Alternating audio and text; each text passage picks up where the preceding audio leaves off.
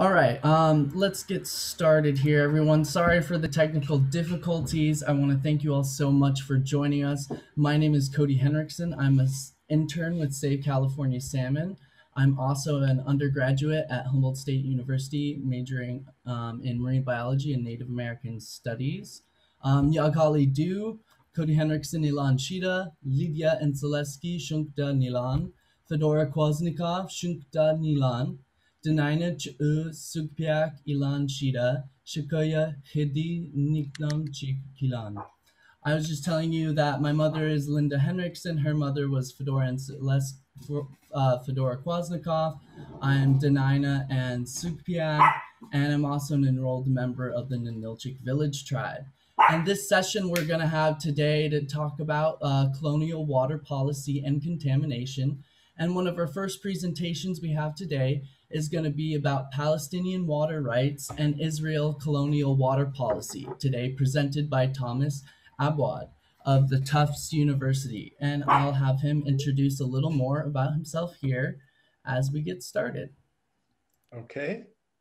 You just let me know when to start. Go ahead. You're good to go. Okay. And I'll just get the screen share started for you.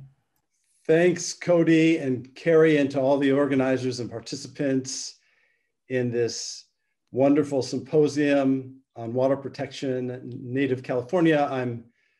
I feel honored to be part of it because I'm not directly, what I'm going to be addressing will not directly be germane to what all these other wonderful papers and presentations have been about. I'm going to take us a little bit far afield to the Middle East, Israel, Palestine, but also with some thought about US settler colonialism too. And let me begin.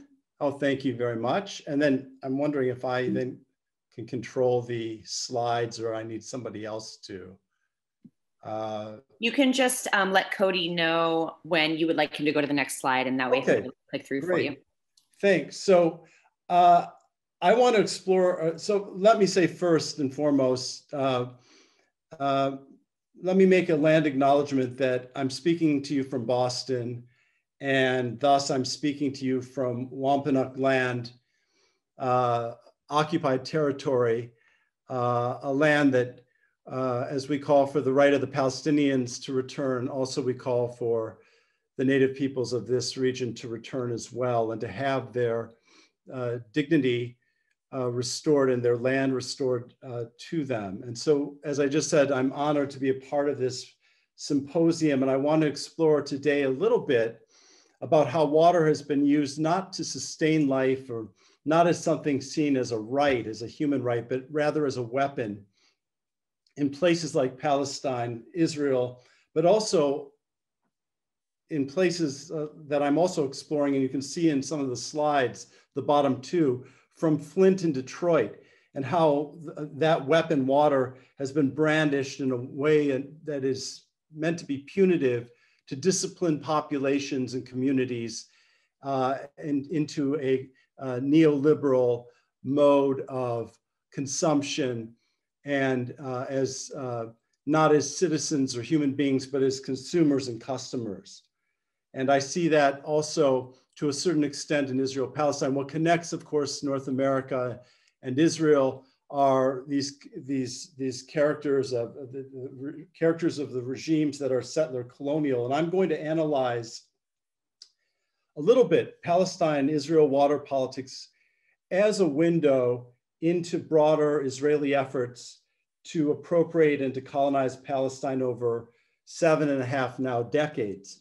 And my larger project wants to see how neoliberalism and settler colonialism might be read together in contemporary. So I'm writing a book on Detroit and Gaza and looking at water politics in both places with settler colonial presence, but also where neoliberalism plays in and is layered in. And as the great scholar of colonialism, David Lloyd, notes, that it's important for us to see traces of settler colonial logics as being able to track them in neoliberal modes of appropriation and rule. So the first slide, if I could have it, begins us, thank you, gives us some background historical information on how Palestine has been colonized and taken over gradually, but also swiftly. And you can see a series of maps here from 1947 on the far left to the present. The green areas being land that is owned by Palestinians, and that was, as you can see, as the map progresses, the maps progress, that land being taken away through conquest, through settler colonial conquest, I want to argue. And so Palestinians have been living under some sort of Israeli military rule since 1948, and before that they were living under British colonial rule for 30 years. And since some people want to talk about the so-called occupied territories as the West Bank and Gaza, the Golan Heights as areas that were occupied by Israel illegally under international law in 1967. But in fact, Israel's colonial history and Palestine's realities with facing settler colonialism goes back to 1948 and even before. So you can see the progression of, you can see how settler colonialism operates in these series of maps. And you can see the ways in which, as the Zionist movement began to build itself up, it did purchase land in Palestine that was under British colonial rule at the time. But then through a succession of wars and conquests, has taken more than 85% of the original Mandate Palestine. And on the far right, you can see the last little strips or segments or crumbs of Palestinian land that are even somewhat under their sovereignty today. So if I could have the next slide. Thank you. So the Zionist movement was a movement that began in Europe, and it began with the intention of turning a land that in 1917, under the first year of British colonial rule, a land that was 90% Palestinian, Christian, and Muslim, into a Jewish state with a Jewish majority. And long before 1948, when the state of Israel was established, the Zionist movement began early with the aid of the British colonial empire to chart out a map of a future state that they wish to create as an Israel that would include, as you can see, the shaded areas that go beyond the original historic Palestine. And the reason why you see that shading and the contours of that entity is because those are lands that contain the valuable freshwater resources, aquifers, and lakes in the entire Eastern Mediterranean, in this part of the Eastern Mediterranean. So you have coastal aquifers, you have water that flows into the Dead Sea from Syria and the Litani River in Lebanon, and parts of Egypt that the Zionist movement wished to claim as its own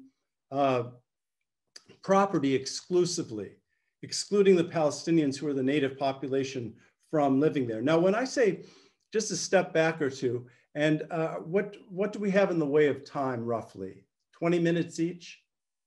Yes. Okay. And about 6 minutes in. Okay, I want to be very careful about sticking to the time. So the important thing to know about the Zionist movement, and when we're talking about settler colonialism in Palestine, I want to provide a major caveat that we're talking about a different sort of settler colonialism than has pertained for hundreds of years in North America.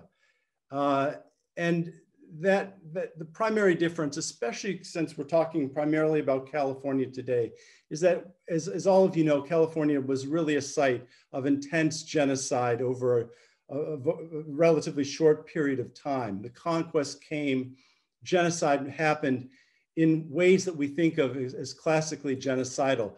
But settler colonialism does not necessarily have to be premised as Eric Wolf and others have discussed on genocide. It can be based on a logic of elimination that can be about expulsion or about warehousing of populations.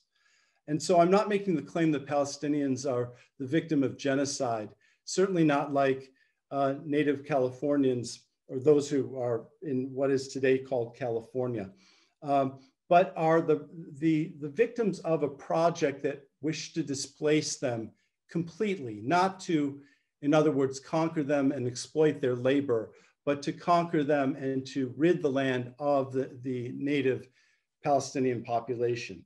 So if we could go to the next slide.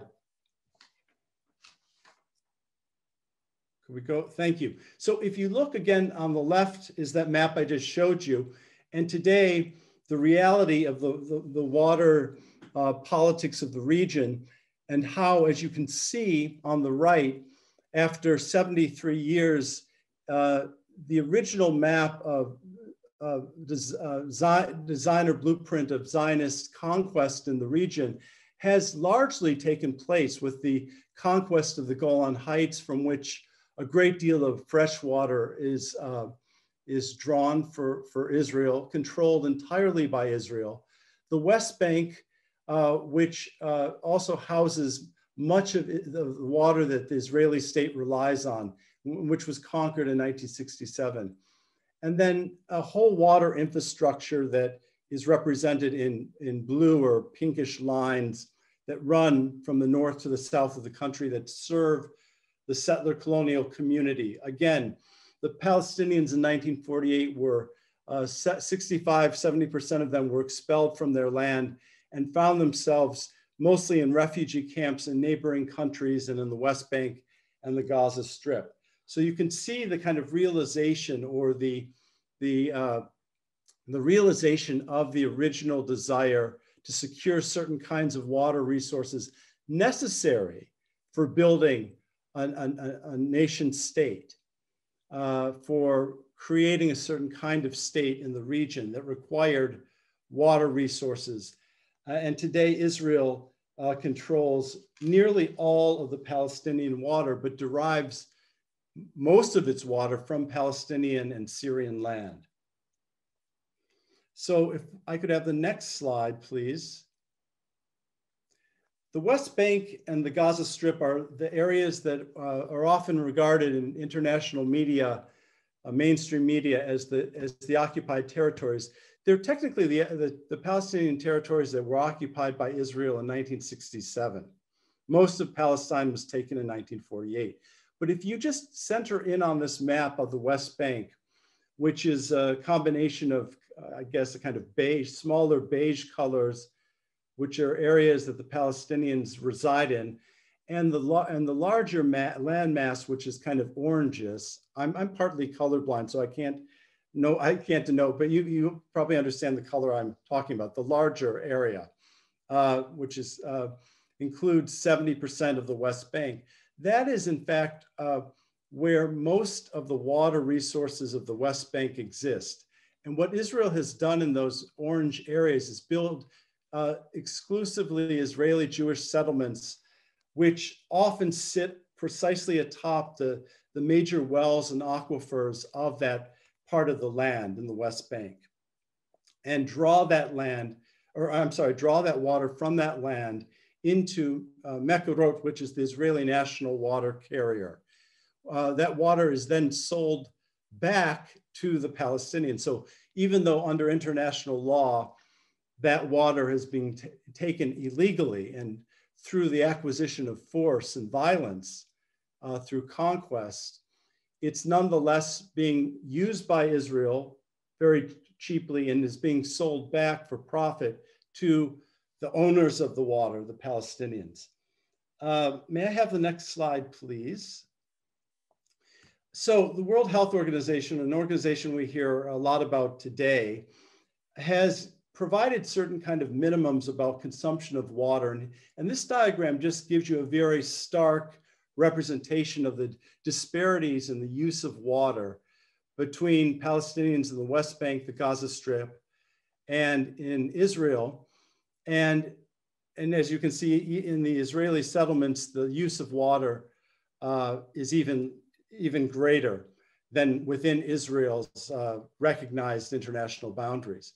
You can also see the 100 LCD minimum that the World Health Organization claims is a necessary health minimum for the proper well-being of populations. And in the West Bank and the Gaza Strip, that threshold is not even met, not even minimally met. So if we could have the next slide, please.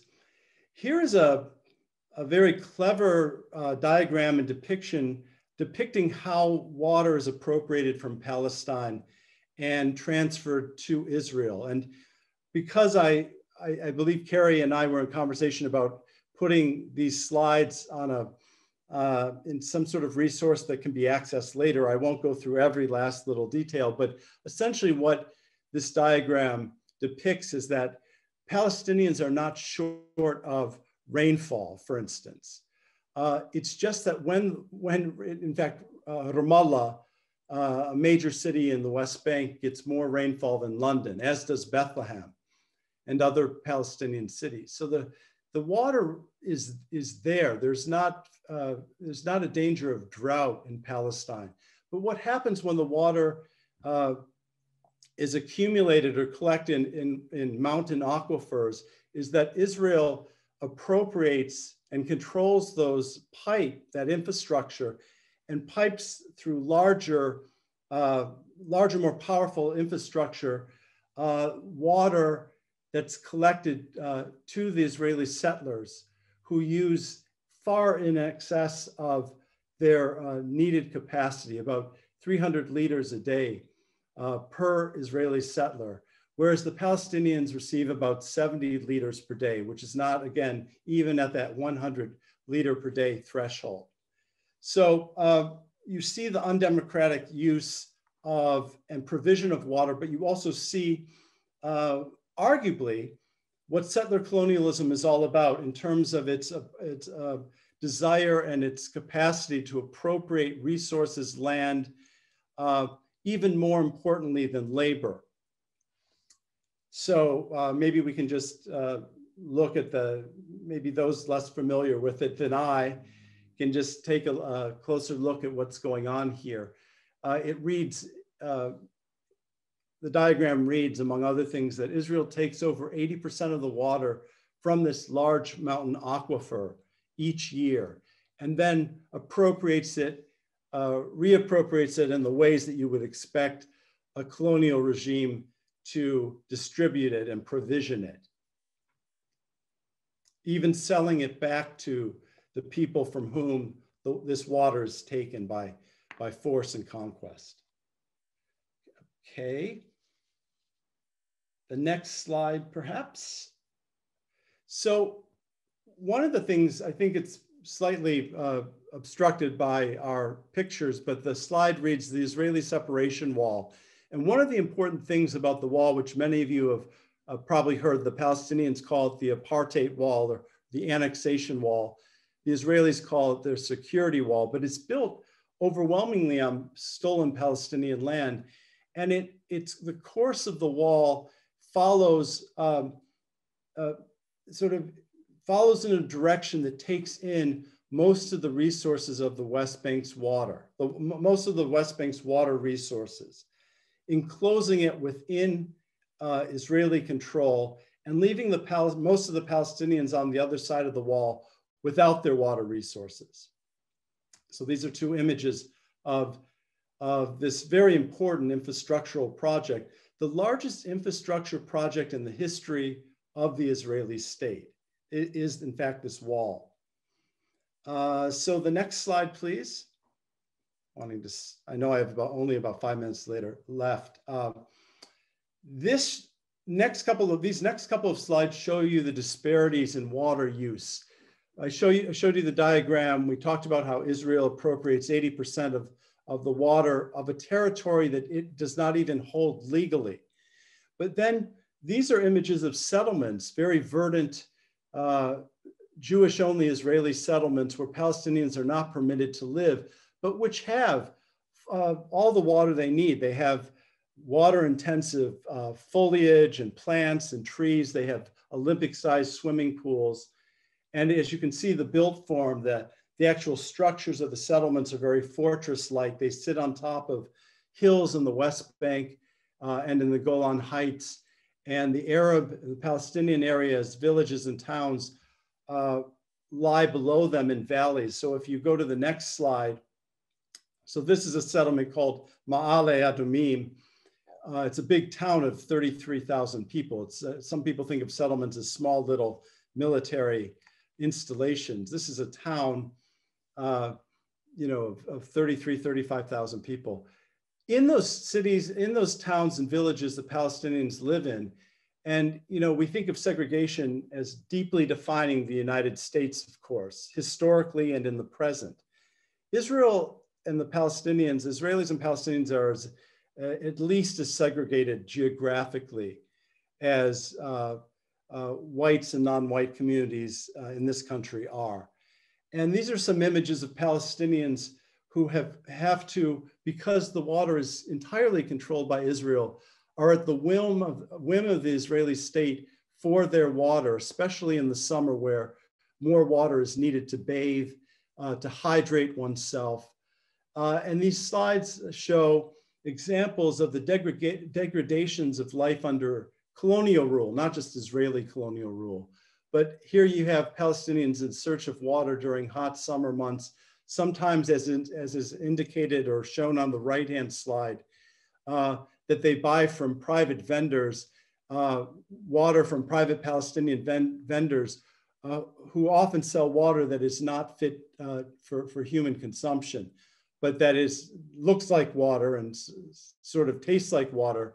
But because the Israelis will not pump water into the Palestinian towns, and this is a town outside of Bethlehem, Palestinians are reduced to having to find informally and to save and to scrimp and to find in very precarious ways their next day and week's supply of water. If we go to the next slide, you can see some of the other daily cruelties. This is of Israeli occupation, something that need not have to happen at all. When Palestinians do try to save rainwater or store water that's occasionally pumped to them at very high cost by the Israeli state, sometimes Israeli soldiers who are occupying towns like this refugee camp in Bethlehem, the Aida refugee camp, will shoot holes in, I kid you not, will shoot holes in the Palestinian water tanks and containers as a really kind of cruel move that serves no purpose, certainly no security purpose, but is meant to simply make life more difficult for Palestinians in places like this. If we go to the next slide, this is just, let me quickly say, in instances in which Palestinians have tried to build reservoirs or capturing centers to capture rainwater or to store water for their use so they can become less dependent on the Israeli water system, they've often had this infrastructure destroyed. And these are two images from 2011, which displaced almost 800 Palestinians and the water sources that they themselves had built up and drawn from because Israel wished to take over that land.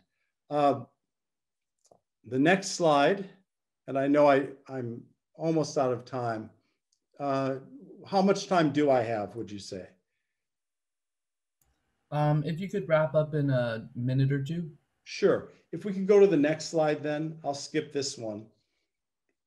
In Gaza, we have a water situation, which I would refer to as hydro or water precarity, in which not just is water scarce and the population, the 2 million residents of Gaza dependent on Israel pumping in water, but the major coastal aquifer that the Palestinians draw from, the one small segment of the water resources that they have access to, is under such high demand that it has been contaminated by sewage because the Israeli government, the Israeli military has destroyed the sewage and water infrastructure in Gaza. The coastal aquifer is contaminated by sewage, it's contaminated by seawater, and UN studies and other studies, including from the conservative RAND Corporation, have concluded today that in fact in Gaza, which many regard as a large open air prison, Gazans cannot enter or exit without the permission of Israel, which is rarely granted. In this open air, densely populated prison, almost 97% of the water the Palestinians are drinking is not fit for human consumption. That's how extreme and how decimated the water system and infrastructure in Palestine, in this part of Palestine, has become under the now 13-year Israeli blockade and siege of the Gaza Strip, which has deep implications for water, for sewage, for sanitation, and is emblematic of a broader settler colonial design for arrangement designed by Israel for the Palestinians for the foreseeable future. And so with that, having used up my time, thank you kindly for giving me another minute or two extra. I'll leave it there for now, and maybe we can continue conversations about this later, and if we have a question and answer discussion period. Yes, thank you so much for that amazing presentation. We will be holding questions at the end of this session here, so please hold those till the end. And I'd like to take this time to introduce our next panelist here, who will be joining us. And we're going to be talking about qualifying arsenic and uranium contamination in the groundwater of the Pine Ridge Reservation of South Dakota. And today we have presenting is Kenny Swiftbird of the Oglala Sioux Tribe. And here you go. Kenny, thank you and take it away. Right, so thanks for the introduction, Cody, and thanks to Carrie and Cody and all the event organizers for putting on this amazing seminar. I'm really glad to be here and share some perspectives from the Midwest and the Pine Ridge Reservation, where I'm from and grew up. I am a hydrogeologist. I have a master's in hydrology from Colorado School of Mines, and this talk is a condensed version of my master's thesis, focusing on understanding arsenic and uranium impacts in groundwater and drinking water of the Pine Ridge Reservation. So for much of the United States, having access to safe drinking water is as simple as walking to your kitchen and turning on your tap. But unfortunately, that's not the case for many Native American communities. There's a number of challenges to drinking water access, including low population density. Reservations are generally located in remote rural areas, and there's unique economic structures within reservations that can all lead to barriers with safe drinking water access. And coupled to that, in these rural remote areas, many communities are forced to rely on essentially whatever aquifer they can dig a well and tap into from their backyard. And as I'm going to get into on the next slide, there's a definitive correlation between historical mining impacts and Native American communities. And one of the things that I learned as I was getting into this research is Native Americans are more likely to be exposed to arsenic and uranium than any other demographic group in the United States. I think that study was particularly looking at Plains tribes in the Dakotas and tribes from the Four Corners area. And this slide just breaks that out a little bit more. The majority of tribal reservations are west of the Mississippi in the Western United States, and that's where almost all of our historical mining impacts are, with things like uranium mining in the Dakotas and Four Corners area, and gold mining impacts in California, where I know many of you are from. And actually 75% of abandoned uranium mines are within 50 miles of a tribal reservation boundary. So this creates kind of a double-edged sword, where in many of these tribal communities, people are relying on their local drinking water source, whatever water is sitting beneath their feet. And oftentimes that drinking water is impacted by historical mining impacts. So just a little more background in case some of you aren't familiar with the Oglala Sioux Tribe and the Pine Ridge Reservation. It's located in southwestern South Dakota, about 50 miles southeast of the Black Hills, which is kind of the major geographic marker in the area and actually kind of the Garden of Eden for the Oglala Sioux people. According to the last census, there's a population of around 20,000 people. But if you look at tribal records, the true population is more likely on the order of 30 to 40,000 people. I would conservatively estimate that at least half of those people live rurally and rely on domestic wells and drinking water from what's known as the Arickaree Aquifer. And part of why population density is so low ties back to a lot of colonial policies, procedures, manifest destiny, and why the reservation is where it is in the first place relates to things like gold rush in the Black Hills and various colonial policies like the Dawes Land Allotment Act, where for many people, my family included, they have had a piece of land for over a century now that is kind of all they have. They're fiercely protective of it. And a lot of people still live remotely on their land allotment, even to this day, and rely on, like I said, whatever drinking water is beneath their feet. And that leads to a number of health disparities. The life expectancy of Oglala Sioux tribal members is a decade less than the United States as a whole. There's a 40% higher cancer mortality rate, and half of the adults over 40 live with diabetes. And as I've kind of alluded to, this area, there are heavy metals, uranium and arsenic in the drinking water that actually tie back to 20 million years ago, the Oligocene geologic period, where volcanoes in the west were active, and as ash settled out, they deposited across the Midwest from Wyoming to North Dakota. And this volcanic ash is enriched in things like arsenic, uranium, fluoride, molybdenum, vanadium, elements that are kind of unique and we don't typically see unless there's some kind of differentiating geological process like ash deposition that puts these elements in place.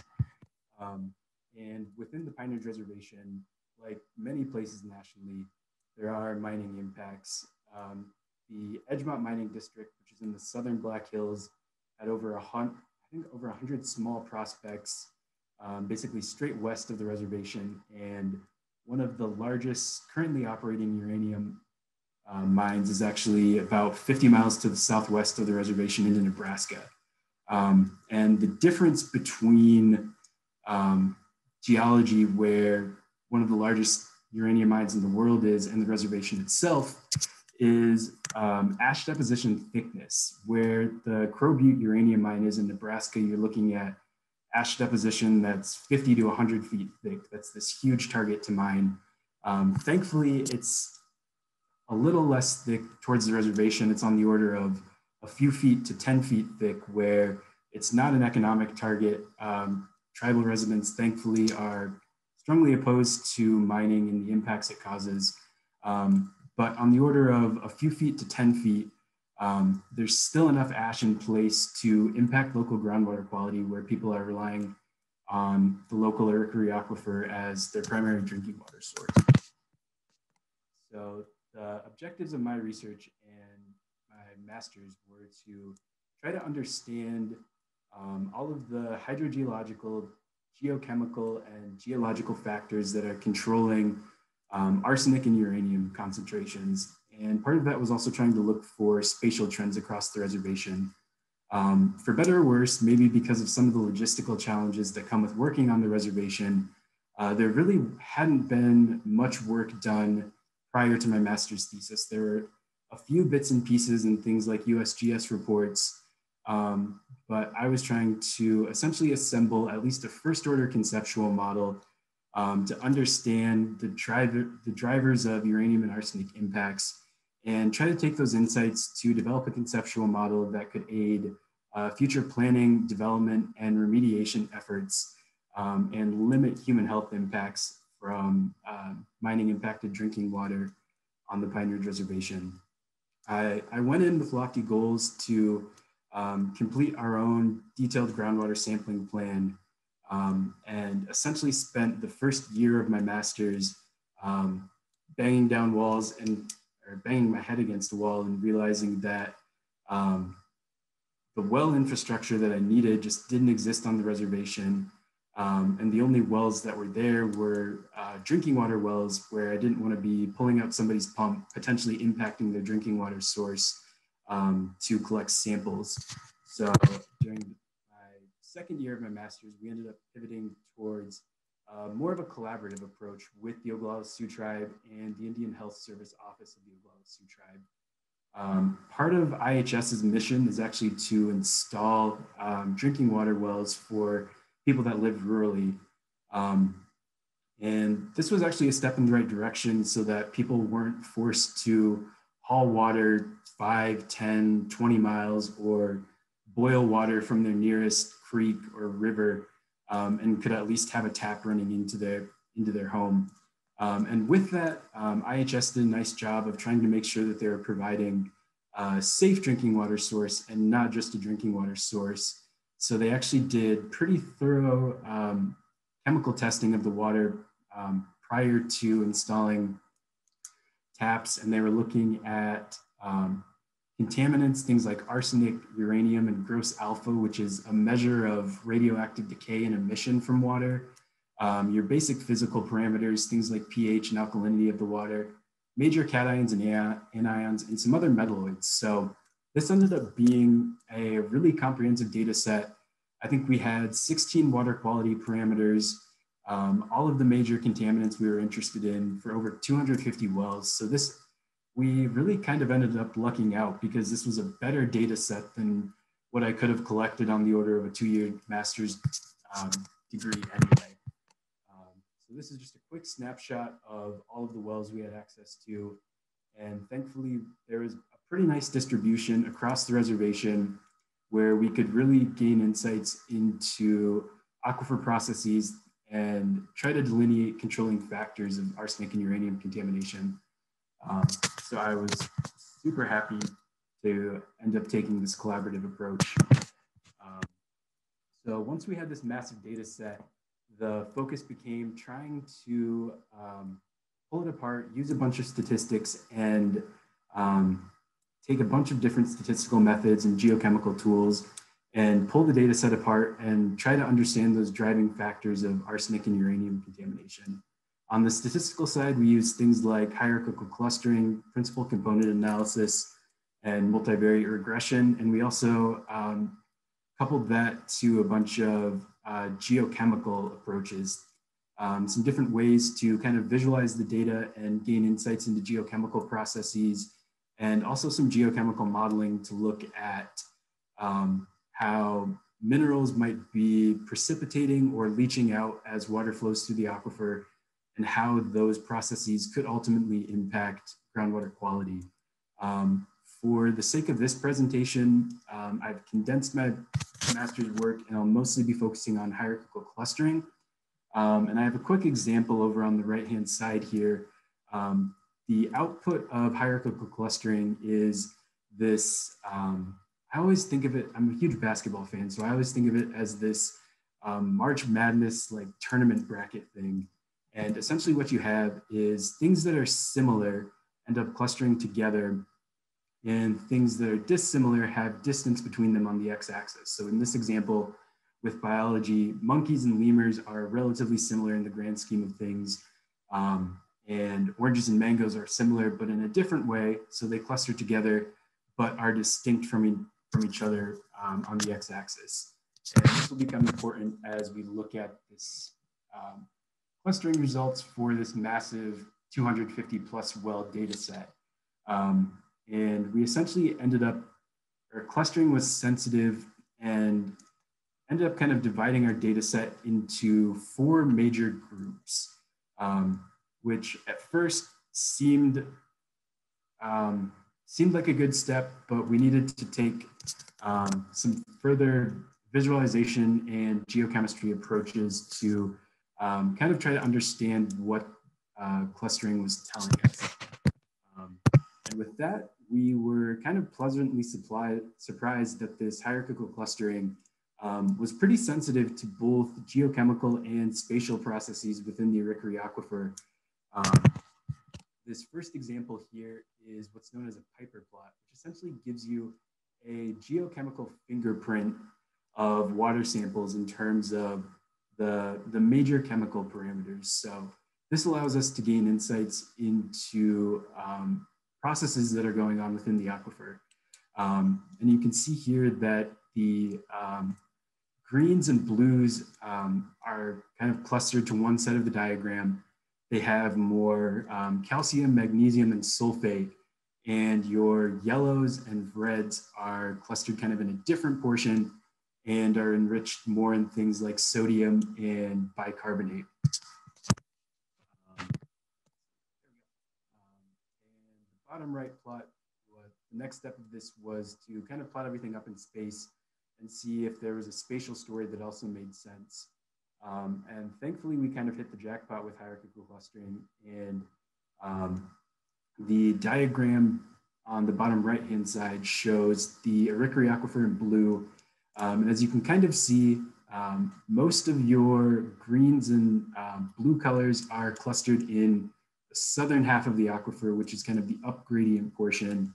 And your yellows and reds tend to be further towards the northern side of the aquifer.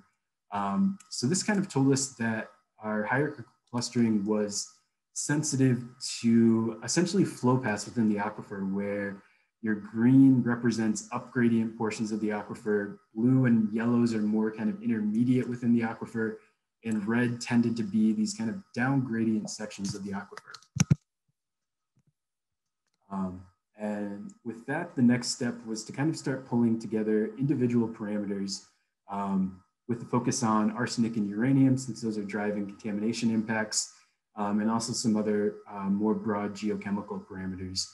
And what these box plots show is metal concentrations are pretty limited in the up gradient portions of the aquifer, regions A and B, and increase as you go down gradient in the aquifer. And the geochemical indicator parameters that I've pulled a subset out here also show similar things, where pH, alkalinity, and sodium are all also increasing along the flow path of the Arikari Aquifer. So this is showing kind of patterns of groundwater evolution where,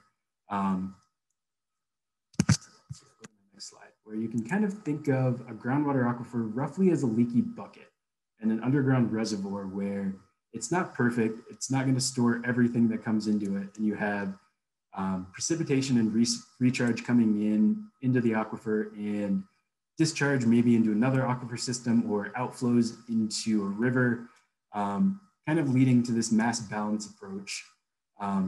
And with the water quality insights that we were seeing, there's a pattern where in the up gradient sections of the aquifer, you have low pH, low alkalinity.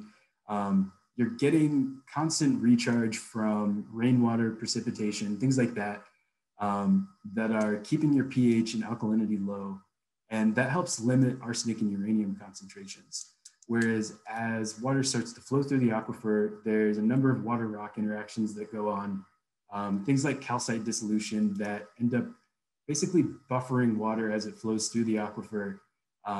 That drives up pH, alkalinity, and those are two things that make metal leaching more amenable to as water flows through the aquifer. So there's kind of this double-edged sword where as the water flows through the aquifer, it becomes more amenable to pick up these concentrations. And the localized geology, the Arikari Aquifer is underlain by what's known as the White River Group, which is this source of volcanic ash and your arsenic and uranium source. So as you flow through the aquifer, the water is evolving and becoming more amenable to pick up these contaminants. And you're also getting closer in proximity to this underlying ash source. And that kind of led us to put things together and kind of establish a link potentially between groundwater residence time and water quality within the aquifer. Some of the more broad implications of this work is it really shows that groundwater is not a suitable source of drinking water for the Pine Ridge Reservation from the Arikari Aquifer. There are a number of contaminants that are pretty widespread within the Arikari Aquifer. Almost a third of the well data we had failed in EPA MCL for arsenic. And there were also plenty of exceedances for uranium and gross alpha, this radioactive decay parameter as well. And it really shows that more centralized infrastructure is needed to decrease reliance on groundwater as a drinking water source on the Pine Ridge Reservation. It was a step in the right direction to limit and at least provide basic access to people, but access is one component, but access to safe drinking water is the ultimate goal, and there's still a ways to go, particularly within the northern half of the reservation, these down gradient sections of the Arickaree Aquifer. So again, kind of the broad big picture takeaways are what water quality degrades as it flows through the Arickaree Aquifer. Actually, 73% of the water samples from these furthest down gradient wells, this region D, fail the US EPA MCL for arsenic, uranium, or gross alpha. We think we've kind of established a link between metal concentrations and aquifer residence time. But this is a first order conceptual model. There's plenty of work that could continue to be done on the scientific side of kind of further quantifying this link between residence time and groundwater quality, and also plenty of advocacy that can be done and other work to develop suitable water infrastructure for rural residents of the Pine Ridge Reservation. With that, I'd like to acknowledge I received funding for my master's from the Bill and Melinda Gates Foundation. That was invaluable to completing this work. Without collaboration with the Oglala Sioux Tribe and the Indian Health Service Office, this work wouldn't have been possible. I had amazing support from my two co-advisors at Colorado School of Mines, as well as some really valuable insights from Dr. Richard Wanty of USGS. And with that, if you're interested in this work, I have been published in Applied Geochemistry with a slightly more jargony title, Hydrogeological Controls of Arsenic and Uranium Dissolution into Groundwater of the Pine Ridge Reservation.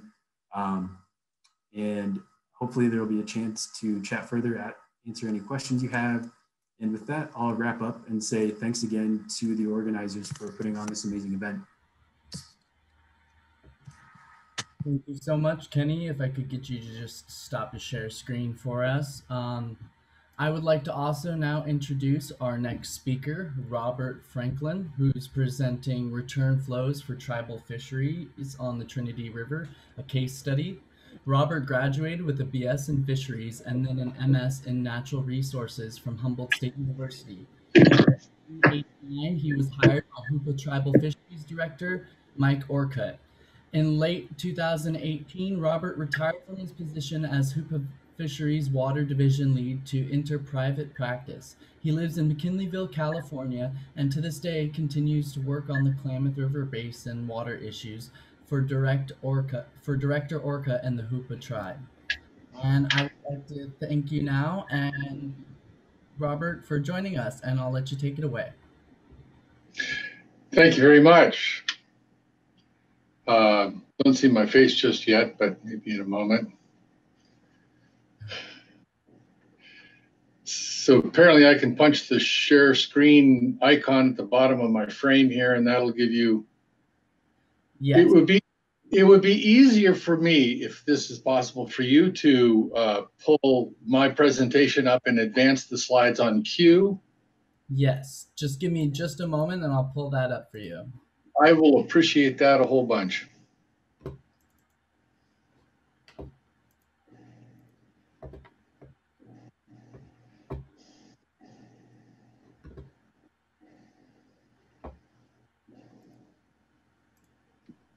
Cody, I can also do it if you want me to. I just got it up here, so. Okay, cool.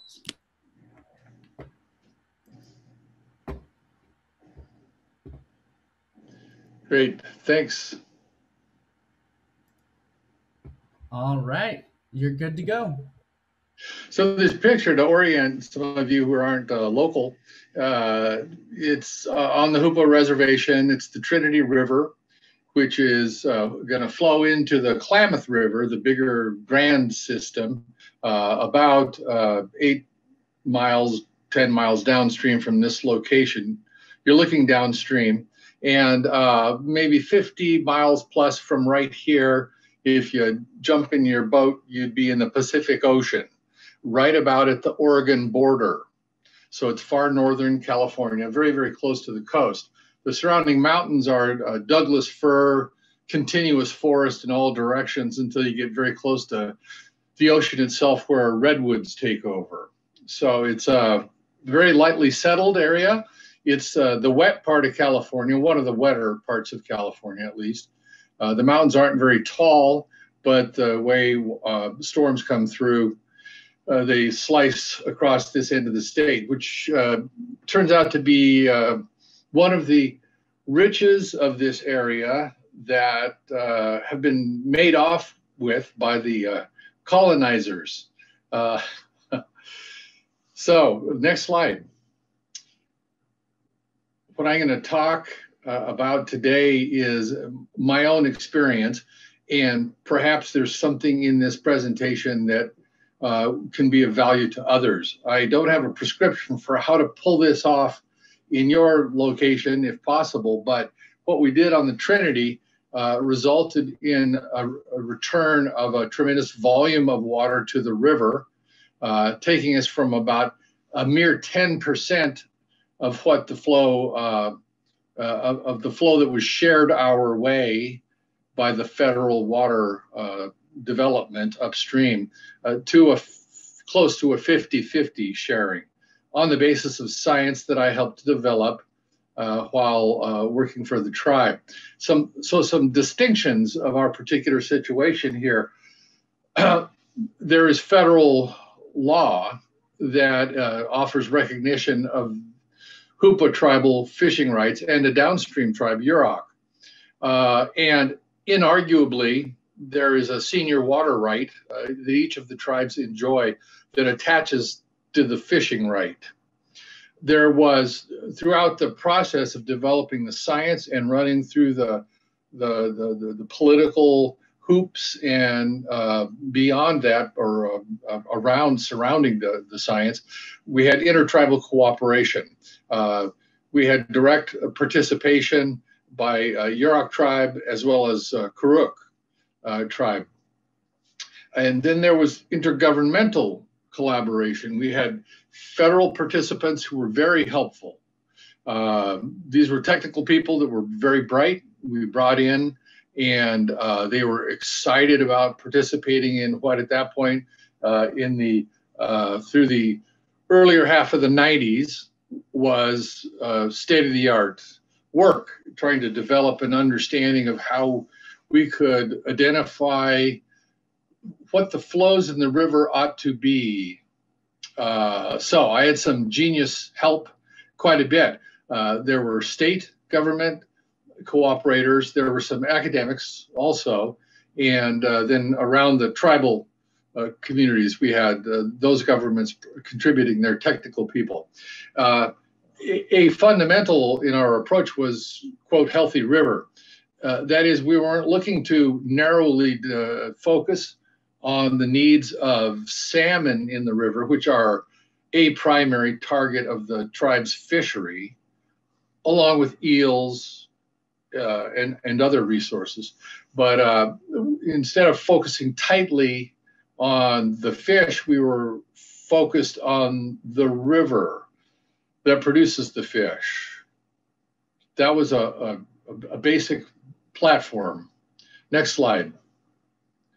That platform was agreed to or around the table amongst the collaborators. This is just runs you through a timeline. I came on in 89. In 90, the tribe was able to effectively intervene in what was at that point a study being completed, nearly was complete, under the guidance of Fish and Wildlife Service. At that point in time, they were doing a terrible job because they were going to come up with flows that would be arguably appropriate within a channel below the dams, the federal dams on the Trinity, which are about 100 miles upstream from the reservation, by the way. And the channel had changed very considerably, had more on that later. So the bad job that was being done as of 1990 by Fish and Wildlife Service had to do with their thinking the wrong way about what the problem was. They thought about how much water in the channel that existed, which was a really whacked out channel. So then through 2005, we wind up the whole thing by getting through the courts, federal courts successfully, defending ultimately both the science and then the environmental compliance. That is the NEPA stuff, the National Environmental Policy Act, environmental impact statement package of all of that. So next up, who's on the other side of this tug of war over the water in the river are those who profit from the, among other features, the California Aqueduct. This is a big moat running down much of the length of California, and it takes water from the Trinity River that is diverted through a tunnel in the mountains, gravity fed into the Sacramento River in the Central Valley, down to the Delta at the low point of that system, and then pumped up higher so it can then slide again, gravity feed through the California Aqueduct, and then be pumped over another mountain range and fall into Los Angeles, San Diego, all of those areas down there. Ultimately, most of the water goes to farms along the way. And most of those farms along the way are corporate farms. They are very, very big operations. And when I have been in a position to shake hands with the quote unquote farmers of the particularly one irrigation district, Westlands Irrigation District, they are wearing Armani suits and Rolexes and their hands are baby soft. They're not actually farming.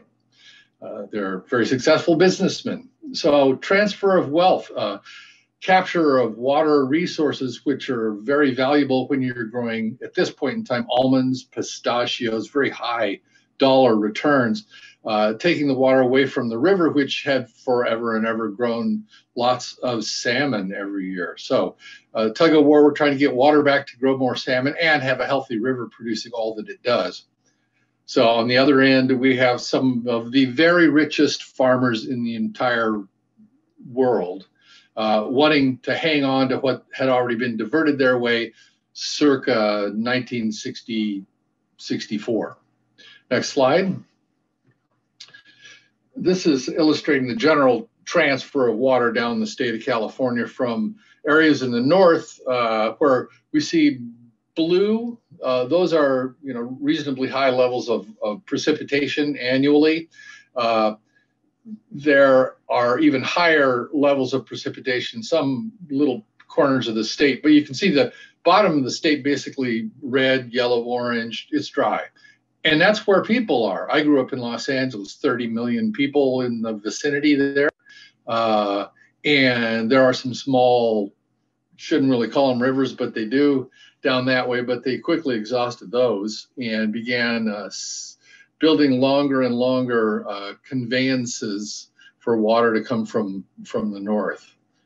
So next up, the next picture you see is a Trinity Dam on the Trinity River. It was completed about 1963.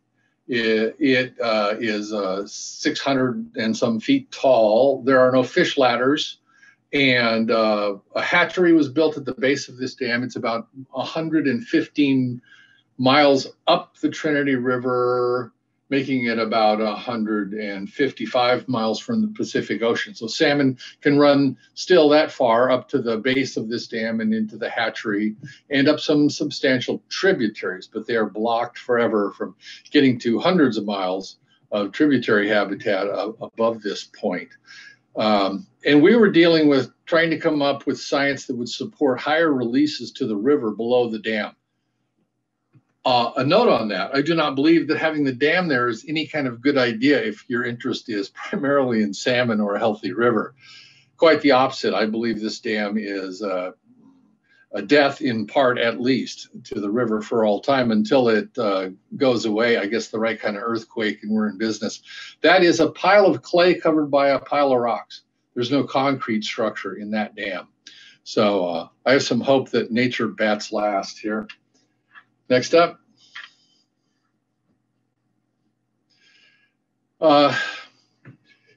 So I came to Hoopa in 1989, and I knew very well, I understood that I was in a place where people would teach me about the river and teach me about the salmon.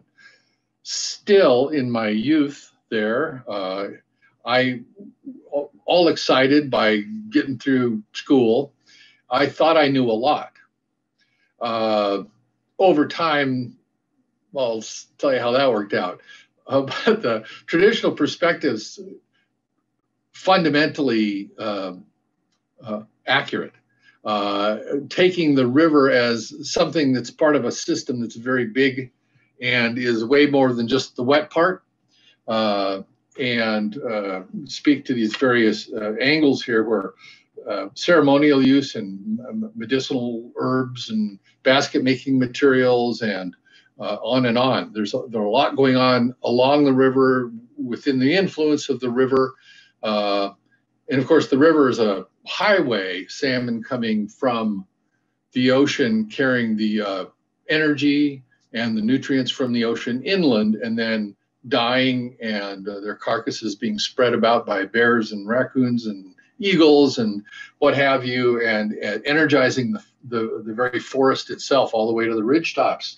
In many cases, you can trace the ocean-derived carbon in the signature of the content of these trees. So next, please.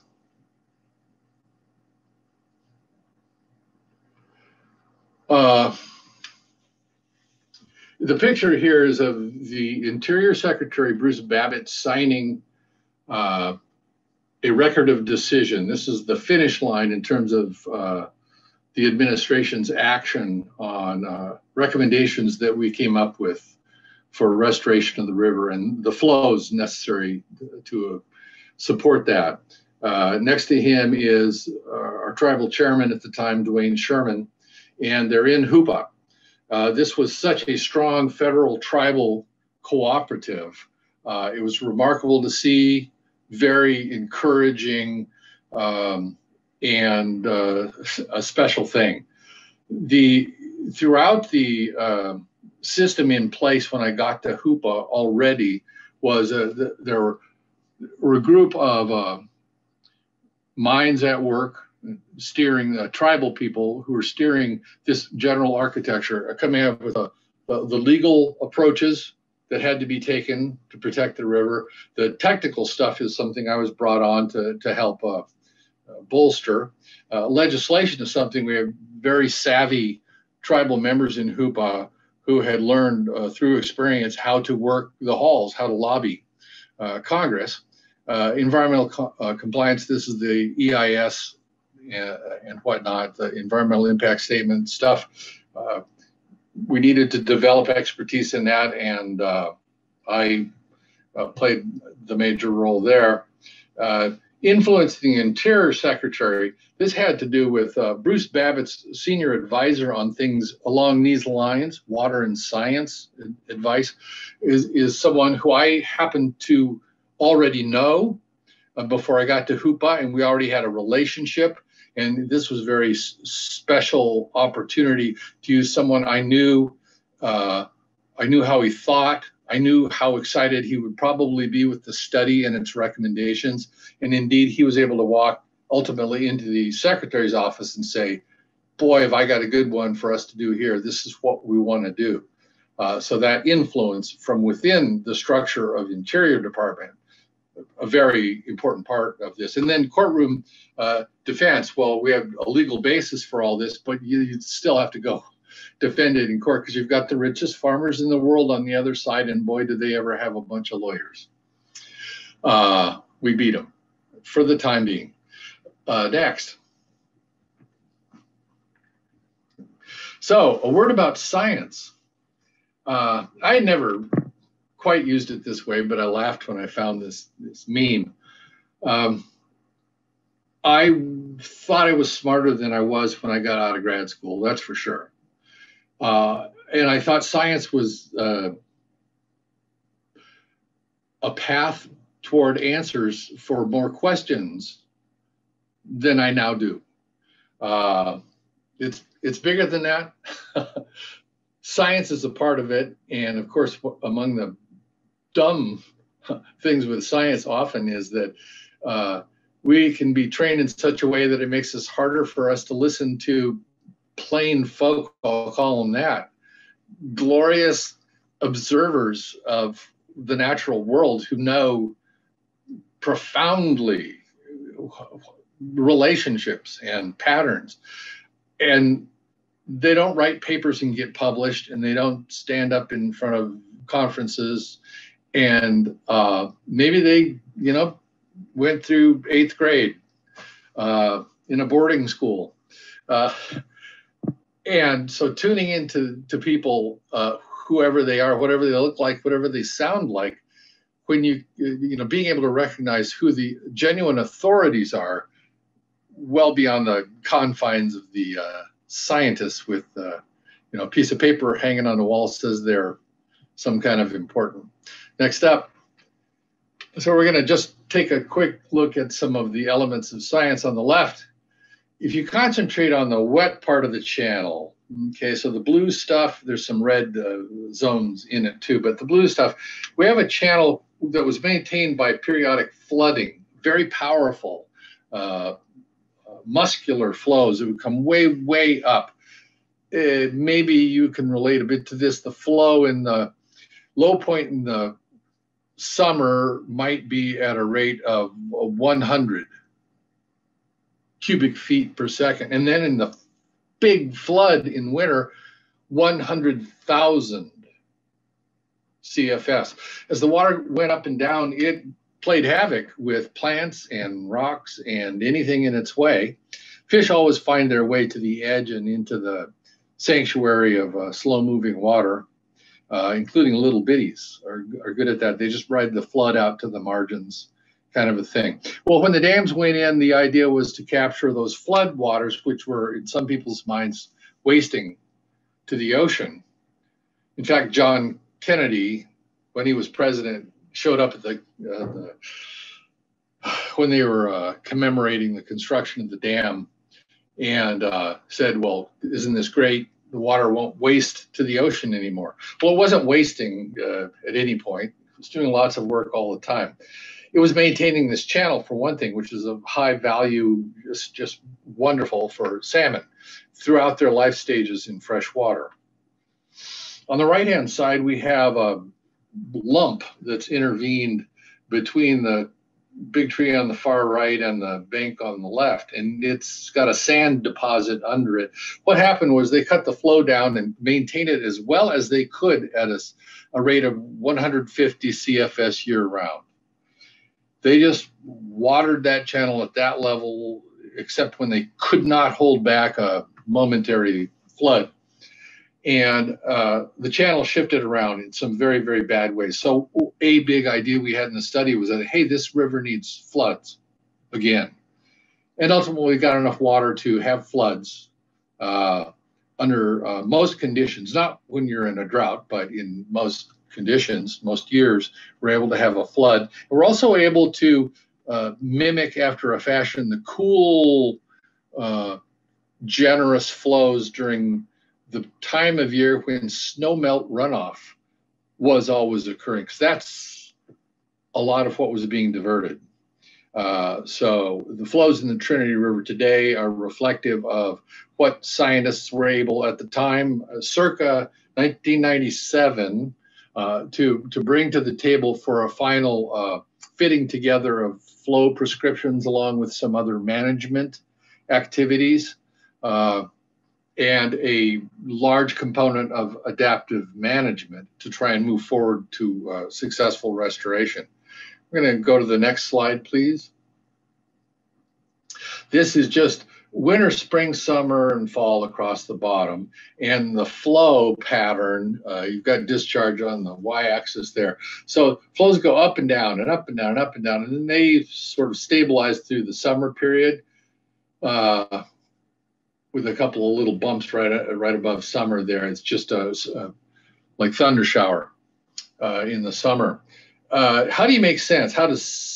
Well, through the 90s, we as a group of scientists did what we could to make sense of this pattern of flow that was historic, tried to match it up with what we could understand would be the present day needs for habitat and cool water and the goings on, the ecological goings on in the river below the dam. Without question, among the discoveries, for anyone who didn't know ahead of time, this pattern of flow in a river such as the Trinity is apparently confusing, apparently nonsensical at times. Why would you have some kind of flood right after the salmon came in and spawned, and now the flood water is erasing the eggs out of the gravel that were just laid? But I will tell you this, my belief, that this is the work of the Creator, the river. And you're in trouble as soon as you put a dam on it and you ask people, no matter how smart they are, and no matter how well-meaning they are, and no matter how many of them there are, we're underqualified to match the we're a long way from understanding how rivers really work. We argue a lot. We still debate a lot. Next. And I just wanted to remind you, we do need to wrap up so we can have a little time for questions. Sure, we're right on it. We can just click through the next couple slides, which are just depicting some elements of some products of the science. But here's what I might really want you to rest on for a moment, that the realities surrounding any decision by the federal government include these, there's more people all the time, water use, people haven't changed their evil ways. I want to have a, green fairway on a golf course in Palm Springs, by golly, and a swimming pool. I want to eat pistachios. Don't want them to cost so very much. Don't want to have to import them from some other part of the world. So the final slide there is just the realization that rivers, salmon rivers, next slide, salmon rivers are part of a huge system. Pacific Ocean, not far from the mouth of the Klamath River, very near my home. And I haven't talked about what salmon need in the ocean, or what's going on in the ocean reflects badly on what conditions are for salmon runs generally. Thank you.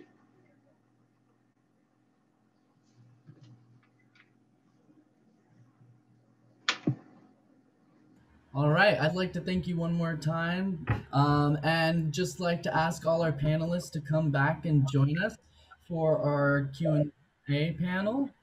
As we get started here, we've got some typed in the chat. I believe this one is for, just a moment.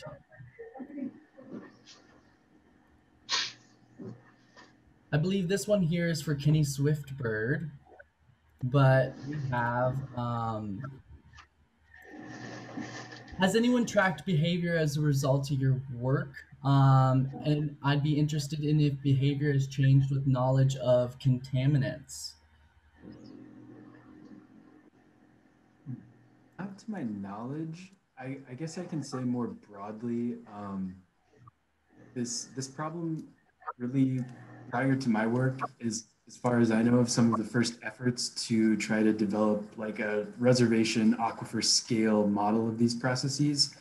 And a lot of people who lived rurally were kind of fearful, and since there hadn't been a lot of study, there just weren't many insights, and a lot of people kind of looked at metals in their water as the boogeyman under their bed. I don't know if my work has had enough social impacts that people who live, especially maybe in the southern half of the reservation where water quality tends to be better, have had a more calm or better sense about their water supply. But so I guess I know generally that people are somewhat fearful of drinking water on the reservation, and I unfortunately don't know if my work has kind of led to any changes in that kind of big picture perception of water quality. Thank you, Kenny. And I'd just also like to ask, you all talked a little bit about this, but I just wanted to ask how you all saw the control of water resources as a key tool of colonial practices, and to what understanding in your respective work does the role of history of water rights play? Yeah, that's an excellent question. And as we've all acknowledged and understood, water is life affirming. It's an essential resource in all these important ways to settlement, not just colonial settlements, but settlement of all sorts. But water, the denial of water, which I'm studying a bit, the contamination of water can be used as a weapon also to discipline and to regulate populations that you are colonizing or that you're occupying.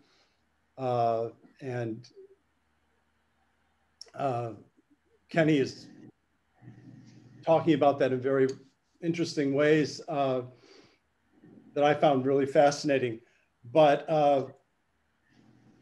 yeah, so I would say, I mean, in the case of Gaza, the Gaza Strip, what Israel has done is so decimated the water and sewage infrastructure that there is the aquifer, the coastal aquifer has become contaminated with sewage and with seawater from the Mediterranean Sea, and has created conditions where the Palestinians are totally dependent on Israel for more drinkable, safe water to be pumped in, to be sold to them, but to be pumped in from Israel. And that kind of infrastructural dimension to colonialism, I think is really important here.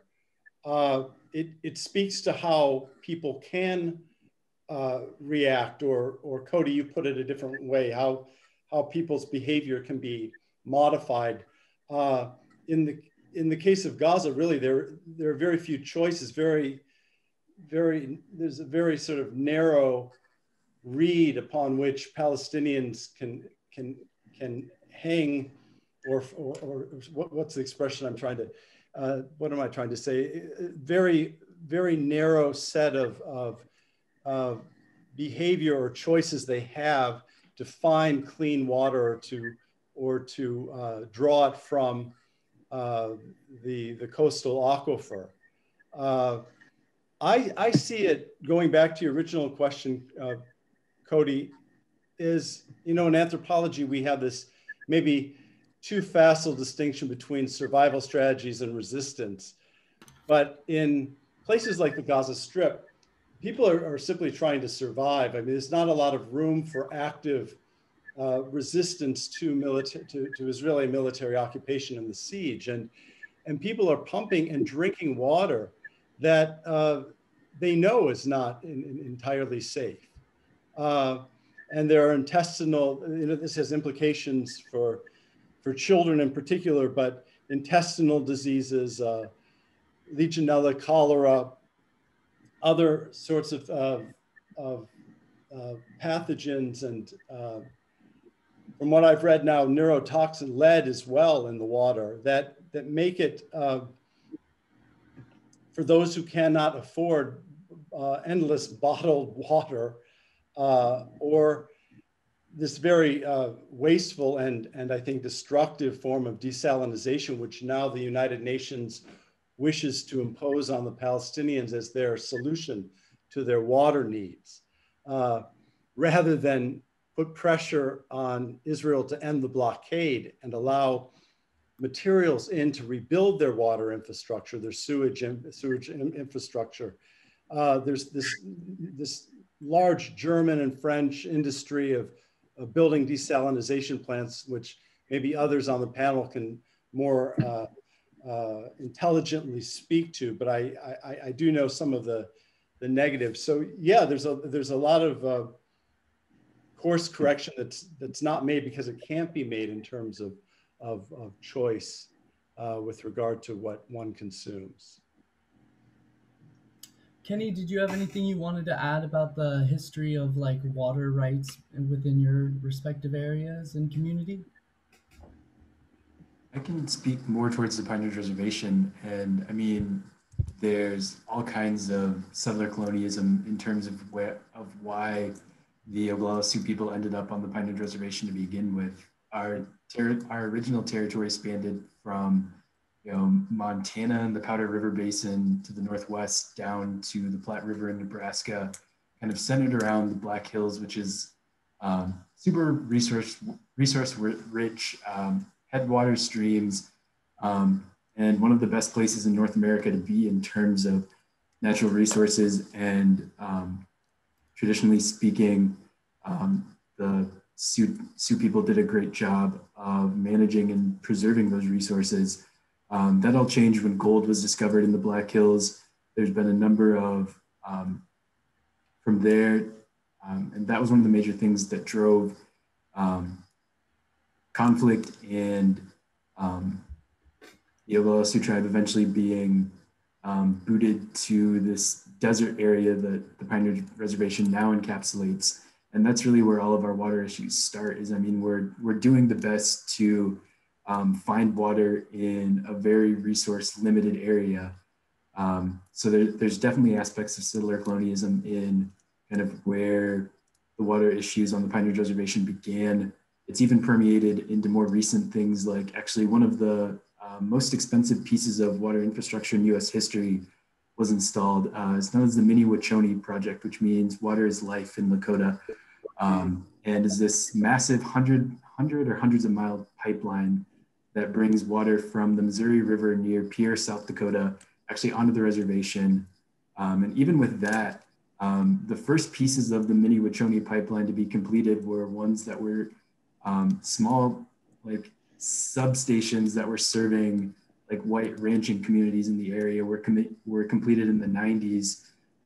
This project began in the late 80s, and I don't think water reached Pine Ridge until the mid 2000s. So there's plenty of examples like that where from the beginning, our water issues are tied to settler colonialism. And even with remedies like the Mini-Wauchoni pipeline, it ended up serving white ranching settlers before it served any Native Americans. And I think Mini-Wauchoni water only serves about half of the reservation, which is why some people still rely on groundwater. Yeah, it's quite amazing to hear the unifying theme here that in all these communities, these indigenous communities, the water is appropriate for agricultural means that are actually more beneficial to corporations rather than the people. I'd like to thank you all again for joining us, Robert Franklin, Thomas Abode, and also Kenny Swiftbird for our session on colonial water and policy contamination. We kind of ran a little into our break here. We're sorry for that. We had a little bit trouble getting started, as you all know. I'd just like to say, Chikanik, thank you so much for joining us. The next sessions we will be starting in 4 minutes about, and it will be on colonial water policy and contamination. That's the one session that will be within this Zoom session. And then, actually, no, it's indigenous knowledge is not a backup plan. I was reading the wrong note there. That will be starting here shortly, and the session that is going in parallel with it is Our Ancestors Were Scientists and We Are Too, supporting indigenous youth to protect our waters. Carrie will throw in the chat box there the link to that session. But if you'd like to stay in Indigenous Knowledge is Not a Backup Plan, that will be in this session. You just have to stick in for a few moments. I'll play us some music as we transition in, and I'd just like to say thank you all for your patience and time joining us. Thank you, Cody. Thank you, everyone.